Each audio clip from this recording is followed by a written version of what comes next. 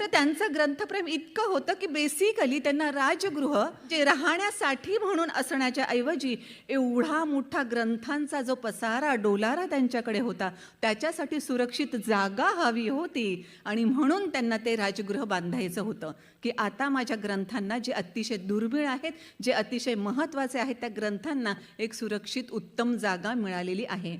आणि अर्थातच शेकडो पुस्तकं ह्या घरात राहणार आहेत, म्हणून त्यांनी इंजिनियरला अगोदरच सांगितलं होतं की पाया तर याचा खूप भक्कम बांधच, कारण खूप पुस्तकं ह्याच्यात असणार आहेत, ज्ञानाचा खजिना इथे असणार आहे, त्यामुळे पाया भक्कम असायलाच पाहिजे. आणि विशेषतः ज्या ठिकाणी ही पुस्तकं रचली जाणार आहेत ती जागा तर अतिशय भक्कम असलीच पाहिजे. आणि पुस्तकांसाठी त्यांनी ती सगळी व्यवस्था केली. एकदा असंच बाबासाहेब स्वतः आपल्या काही सहकाऱ्यांसह पुस्तकं लावत होते, तिथे रचत होते त्या कपाटांमध्ये.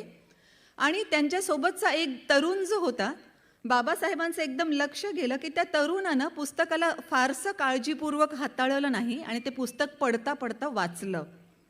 बाबासाहेब शांतपणाने त्याला म्हणाले, शांतपणे पण अगदी खूप पक्क्या शब्दांमध्ये त्याला म्हणाले की हे फक्त पुस्तक नाही, हे ज्ञानाचा खजिना आहे आणि त्याच्यासोबतच याच ज्ञानाच्या जोरावर आपल्याला गुलामगिरीतून मुक्तता मिळवायची आहे. त्यामुळे ह्या पुस्तकांना पुस्तक समजू नकोस, तर तुझा जिवलग मित्र समज आणि तुझ्या जिवलग मित्राशी जेवढ्या प्रेमानं वागशील ना, तेवढ्याच प्रेमानं या पुस्तकांशी सुद्धा वाग.